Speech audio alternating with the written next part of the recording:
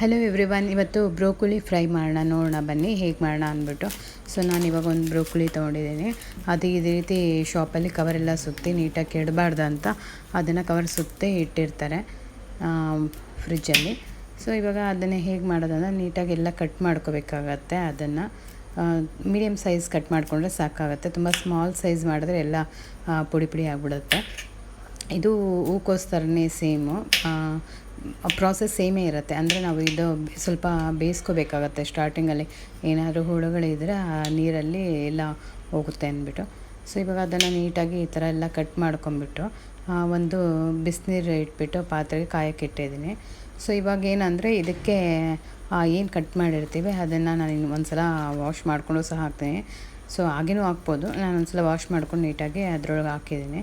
So ಇದು ಹಾಕ್ದಾಗ ಏನಾಗುತ್ತೆ, ನಾವು ಒಂದು ಸ್ವಲ್ಪ ಇದಕ್ಕೆ ಅರಿಶಿನ ಹಾಕ್ಬಿಟ್ಟು ನಾವು ಬೇಯಿಸ್ತೀವಲ್ವ, ಆವಾಗ ಅದರೊಳಗೆ ಇರೋವಂಥ ಏನಾದರೂ ಸಣ್ಣ ಪುಟ್ಟ ಹುಳುಗಳಿದ್ರೂ ಸಹ ಅದು ನೀರೊಳಗಡೆ ಎಲ್ಲ ಸಾಯುತ್ತೆ ಅಂದ್ಬಿಟ್ಟು ಅಷ್ಟೇ. ಸರಿ, ಇದನ್ನೆಲ್ಲ ನೀಟಾಗಿ ಹಾಕ್ಕೊಂಡು ಬಿಸಿನೀರಲ್ಲಿ ಚೆನ್ನಾಗಿ ಅದನ್ನು ಬಾಯಲ್ಲಿ ಒಂದು ಸ್ವಲ್ಪ ಹೊತ್ತು ಮಾಡಿಕೊಂಡ್ರೆ ಸಾಕಾಗುತ್ತೆ. ಇದು ಬೇಗನೆ ಇದಾಗುತ್ತೆ, ಬೇಯುತ್ತೆ. ಸರಿ, ಇದು ಬೇಯ್ತಾ ಇದ್ದಂಗೆ ನಾನು ಏನು ಮಾಡ್ತೀನಿ, ಇವಾಗ ಇನ್ನೊಂದು ಕಡೆಯೂ ಸಹ ಒಂದು ಪಾತ್ರೆ ಇಟ್ಕೊಂಡು ಇದಕ್ಕೊಂದು ಮಸಾಲೆ ರೆಡಿ ಮಾಡ್ಕೋಬೇಕಾಗತ್ತೆ. ಸೊ ತುಂಬಾ ಚೆನ್ನಾಗಿರುತ್ತೆ ಆ ಮಸಾಲೆ. ನಾವು ಆವಾಗಲೇ ಎಲ್ಲ ಏನು ಹಸೆ ಮಸಾಲೆಗಳು ಹಾಕ್ಬಿಟ್ಟು ಎಲ್ಲವೂ ಫ್ರೈ ಮಾಡಿಬಿಟ್ಟು ಅದನ್ನ ಪೌಡ್ರ್ ಮಾಡಿಬಿಟ್ಟು ಹಾಕ್ತೀವಲ್ಲ, ತುಂಬಾ ಟೇಸ್ಟಿಯಾಗಿರುತ್ತೆ ಆವಾಗಲೇ ಹುರಿದು ಮಾಡೋದ್ರಿಂದ. ಮತ್ತು ಈ ಒಂದು ರೆಸಿಪಿ ತುಂಬಾ ಚೆನ್ನಾಗಿರುತ್ತೆ. ಅಂದರೆ ತುಂಬ ಹೆಲ್ದಿಯಾಗೂ ಸಹ ಇರುತ್ತೆ. ಈ ಬ್ರೋಕೊಲಿ ನಮ್ಮ ಆರೋಗ್ಯಕ್ಕೆ ತುಂಬಾ ಒಳ್ಳೆಯದು ಅಂತಲೇ ಹೇಳ್ಬೋದು. ಸರಿ, ಇವಾಗ ಒಂದು ಫ್ರೈ ಪ್ಯಾನ್ ಇಟ್ಕೊಂಡ್ಬಿಟ್ಟು ಅದಕ್ಕೆ ಸ್ವಲ್ಪ ಈ ಧನಿಯಾ ಇದು ಬರುತ್ತಲ್ಲ ಕಾಳು, ಆ ಧನಿಯಾ ಕಾಳನ್ನು ಸಹ ಹಾಕ್ಕೊಳ್ತೀನಿ. ಇದೆಲ್ಲ ಪೌಡ್ರುಗಳ ಹಾಕೋಬೋದು, ಬಟ್ ಹುರಿದು ಮಾಡೋದು ಟೇಸ್ಟ್ ತುಂಬಾ ಜಾಸ್ತಿ ಇರುತ್ತೆ. ಧನಿಯಾ ಮತ್ತು ಸ್ವಲ್ಪ ಸೋಂಪು ಹಾಕ್ಕೊಂಡೆ, ಆಮೇಲೆ ಸ್ವಲ್ಪ ಜೀರಿಗೆ ಹಾಕ್ಕೊಂಡೆ, ಅದಾದಮೇಲೆ ಲವಂಗ ಮತ್ತು ಮೆಣಸು ಮತ್ತು ಚಕ್ಕೆ. ಸೊ ಇಷ್ಟು ಹಾಕ್ಕೊಂಡು ಚೆನ್ನಾಗಿ ಫ್ರೈ ಮಾಡಬೇಕು. ಇದ್ರ ಜೊತೆಗೆ ಒಣಗಿರೋ ಇದು ಡ್ರೈ ಮೆಣಸಿನ್ಕಾಯಿ ಇರುತ್ತಲ್ಲ, ಒಣಗಿದ ಮೆಣಸಿನ್ಕಾಯಿ ಅಂತಾರಲ್ಲ, ಸೊ ಅದು ಸಹ ಹಾಕ್ಕೋಬೇಕಾಗತ್ತೆ ಖಾರಕ್ಕೆ ಅಥವಾ ಕಲರ್ಗೆ. ಸೊ ಇದನ್ನು ಸ್ವಲ್ಪ ತುರ್ಕೊಂಡ್ರೆ ಸಾಕಾಗುತ್ತೆ. ತುಂಬ ಸಿಹಿ ಥರ ಏನೂ ಹುರಿಯೋದು ಬೇಡ. ಸ್ವಲ್ಪ ಅದರದ್ದು ಒಂದು ಗಮ್ ಅಂತ ಒಂದು ಬರುತ್ತಲ್ಲ ಸ್ಮೆಲ್, ಅಲ್ಲಿವರೆಗೂ ಹುರ್ಕೊಂಡ್ರೆ ಸಾಕಾಗುತ್ತೆ. ಸರಿ, ಇದಾಯ್ತಲ್ಲ, ಇದನ್ನ ಪೌಡ್ರ್ ಮಾಡಿಟ್ಕೊಳ್ಳೋಣ ಅಂದ್ಬಿಟ್ಟು ಒಂದು ಚಿಕ್ಕ ಜಾರ್ಗೆ ಹಾಕ್ಕೊಂಡು ಅದನ್ನ ಪೌಡ್ರ್ ಮಾಡಿಟ್ಕೊಳ್ತೀನಿ. ಸೊ ಅದೇ ಫ್ರೈ ಪ್ಯಾನ್ ಇಟ್ಕೊಂಡು ಒಂದು ಸ್ವಲ್ಪ ಆಯಿಲ್ ಹಾಕ್ಕೊಳ್ತೀನಿ. ಆಯಿಲ್ ಹಾಕ್ಬಿಟ್ಟು ನಾವು ಈ ಈರುಳ್ಳಿನ ಸಣ್ಣದಾಗಿ ಕಟ್ ಮಾಡಿಟ್ಕೋಬೇಕಾಗತ್ತೆ. ಸ್ವಲ್ಪ ಈರುಳ್ಳಿ ಜಾಸ್ತಿ ಇದ್ರೂ ಸಹ ಚೆನ್ನಾಗಿರುತ್ತೆ. ಸೊ ಈರುಳ್ಳಿ ಕಟ್ ಮಾಡ್ಕೊಂಡಿರೋದೆಲ್ಲ ಇದಕ್ಕೆ ಹಾಕ್ಬಿಟ್ಟು ಅದನ್ನು ಚೆನ್ನಾಗಿ ಹುರಿಬೇಕಾಗತ್ತೆ.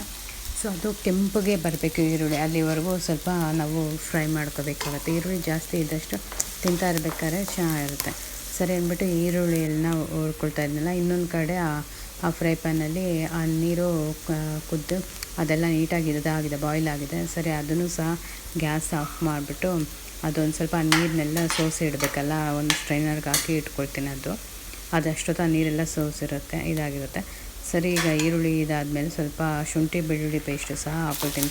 ಅದೊಂದು ಸ್ವಲ್ಪ ಕೆಂಪಗಾದ್ಮೇಲೆ ಸೊ ಈ ಶುಂಠಿ ಬೆಳ್ಳುಳ್ಳಿ ಹಾಕ್ಬಿಟ್ಟು ಸ್ವಲ್ಪ ಹಸಿ ವಾಸನೆ ಹೋಗಬೇಕು, ಅಲ್ಲಿವರೆಗೂ ಸಹ ಚೆನ್ನಾಗಿ ಫ್ರೈ ಮಾಡಬೇಕಾಗುತ್ತೆ. ಇದಾದಮೇಲೆ ಟೊಮೊಟೊನ ಪ್ಯೂರಿ ಮಾಡ್ಕೊಂಡಿದ್ದೆ ಪೇಸ್ಟು. ಸೊ ಅದನ್ನು ಸಹ ಒಂದು ಟೊಮೊಟೊನ ನೀಟಾಗಿ ಹಾಕ್ಕೊಂಡು ಅದನ್ನು ಇದರೊಳಗೆ ಫ್ರೈ ಮಾಡ್ಕೋಬೇಕಾಗತ್ತೆ. ಸ್ವಲ್ಪ ಟೊಮೊಟೊದು ಹಸಿ ವಾಸನೆ ಹೋಗೋವರೆಗೂ ಚೆನ್ನಾಗಿ ಫ್ರೈ ಮಾಡ್ಕೋಬೇಕಾಗತ್ತೆ. ಸರಿ, ಇವಾಗ ನಾವು ಏನು ಆ ಪೌಡ್ರು ರೆಡಿ ಮಾಡ್ಕೊಂಡಿರ್ತೀವಿ, ಅಂದರೆ ಫ್ರೈ ಮಾಡಿರ್ತೀವಲ್ಲ, ಅದನ್ನೆಲ್ಲ ಮಿಕ್ಸಿಂಗ್ ಜಾರಲ್ಲಿ ಹಾಕ್ಕೊಂಡು ಪೌಡ್ರ್ ಮಾಡಿರ್ತೀವಲ್ಲ, ಅದು 1-2 ಸ್ಪೂನ್ ಹಾಕ್ಕೊಳ್ತೀನಿ. ಇನ್ನೂ ಒಂದಷ್ಟು ಮಿಕ್ಕಿರುತ್ತೆ, ಅದನ್ನು ಬೇಕಾದ್ರೆ ಇನ್ನೊಂದೆರಡು ಟ್ರಿಪ್ಪು ಮಾಡ್ಕೊಳ್ಬೇಕಾದ್ರೆ. ಜಾಸ್ತಿ ಮಾಡಿದಷ್ಟು ಅದು ಇರುತ್ತೆ, ಒಂದು ವಾರದವರೆಗೂ 10 ಡೇಸ್ವರೆಗೂ. ಸರಿ, 2 ಸ್ಪೂನ್ ಹಾಕ್ಕೊಂಡು ಅದು ಇದು ಮಾಡಾದ್ಮೇಲೆ ಸರಿ, ಇದಕ್ಕೆ ಸ್ವಲ್ಪ ಉಪ್ಪು ಸಹ ಹಾಕ್ಕೊಳ್ತೀನಿ. ರುಚಿಗೆ ತಕ್ಕಷ್ಟು ಉಪ್ಪು ಹಾಕ್ಕೊಂಡು ಚೆನ್ನಾಗಿ ಫ್ರೈ ಮಾಡ್ಕೋಬೇಕು. ಮತ್ತು ಅರಿಶಿನ ಸಹ ಹಾಕ್ಕೋಬೇಕಾಗತ್ತೆ. ಸೊ ಇದೆಲ್ಲ ಚೆನ್ನಾಗಿ ಫ್ರೈ ಆಗ್ತಾ ಇದ್ದಂಗೆ ಇದಕ್ಕೆ ಸ್ವಲ್ಪ ಒಂದು ಹಾಫ್ ಗ್ಲಾಸು ನೀರು ಸಹ ಹಾಕ್ಕೊಳ್ತೀನಿ. ನೀರು ಹಾಕ್ಕೊಂಡು ಚೆನ್ನಾಗಿ ಅದನ್ನು ಫ್ರೈ ಮಾಡಬೇಕಾಗತ್ತೆ. ಆ ನೀರೆಲ್ಲ ಹಾಗೆ ಕಮ್ಮಿ ಆಗ್ತಾ ಹೋಗುತ್ತೆ. ಸೊ ಇದು ಫ್ರೈ ಆಗ್ತಾ ಆ ನೀರೆಲ್ಲ ಸ್ವಲ್ಪ ಕಮ್ಮಿ ಆಗಬೇಕು. ಸೊ ಆವಾಗ ಗ್ರೇವಿ ಸ್ವಲ್ಪ ಥಿಕ್ನೆಸ್ ಆಗುತ್ತೆ. ಅಲ್ಲಿವರೆಗೂ ನೀಟಾಗಿ ನಾವು ಚೆನ್ನಾಗಿ ಫ್ರೈ ಮಾಡಬೇಕಾಗತ್ತೆ. ಸರಿ, ಇವಾಗ ಆ ಸ್ಟ್ರೈನರಲ್ಲಿ ಏನಾದ್ರು ಸೋಸಿ ಇಟ್ಕೊಂಡಿದ್ದೆ ಆ ಬ್ರೋಕೊಲಿನೆಲ್ಲ ಇದರೊಳಗಡೆ ಹಾಕ್ತಾಯಿದ್ದೀನಿ. ಹಾಕ್ಬಿಟ್ಟು ಚೆನ್ನಾಗಿ ಮಿಕ್ಸ್ ಮಾಡಬೇಕು.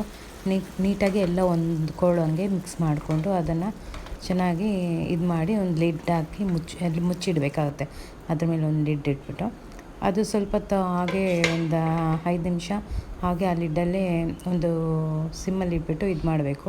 ಚೆನ್ನಾಗಿ ಅದು ಬೆಂದು ನೀಟಾಗಿ ಆ ಗ್ರೇವಿ ಎಲ್ಲ ತಿಕ್ನೆಸ್ಸು ಇನ್ನು ಸ್ವಲ್ಪ ಜಾಸ್ತಿ ಆಗುತ್ತೆ. ಗಟ್ಟಿ ಆಗ್ತಾ ಇದ್ದಂಗೆ ಟೇಸ್ಟು ಸಹ ಅಷ್ಟು ಚೆನ್ನಾಗಿರುತ್ತೆ. ಸೊ ಈ ರೀತಿ ಆಗಿದೆ. ಸರಿ, ಇನ್ನೊಂದು 2 ನಿಮಿಷ ಹಾಗೆ ಇಡೋಣ ಅಂದ್ಬಿಟ್ಟು ಇದನ್ನು ಮತ್ತೆ ಎಲ್ಲ ನೀಟಾಗಿ ಮಿಕ್ಸ್ ಮಾಡಿಬಿಟ್ಟು ಮತ್ತೆ ನೀಟಾಗಿ ಲಿಡ್ ಮುಚ್ಚಿ 1-2 ನಿಮಿಷ ಇಟ್ಬಿಟ್ಟು ಮತ್ತೆ ತೆಗೆದ್ರೆ ಸಾಕಾಗತ್ತೆ. ಅಷ್ಟೇ ಮಾಡೋದು ಬ್ರೋಕೊಲಿದು. ಸರಿ, ಈಗ ಲಿಡ್ ಮುಚ್ಚಿದೆ. ಸೊ ಆಯಿತು. ಈಗ ನೋಡಿ, ಚಪಾತಿಗೆ ಆಗಲಿ ಪೂರಿಗೆ ಆಗಲಿ ತುಂಬಾ ಚೆನ್ನಾಗಿರುತ್ತೆ ಕಾಂಬಿನೇಷನ್ನು.